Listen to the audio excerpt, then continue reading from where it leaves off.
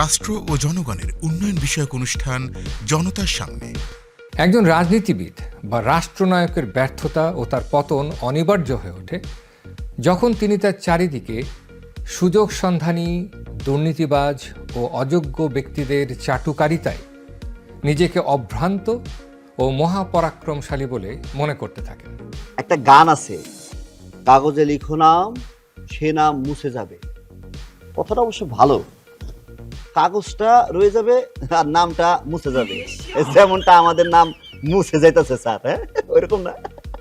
মতি, হাইজলামি কইরো না, এবার ইংরেজিটাও শিখে নাও।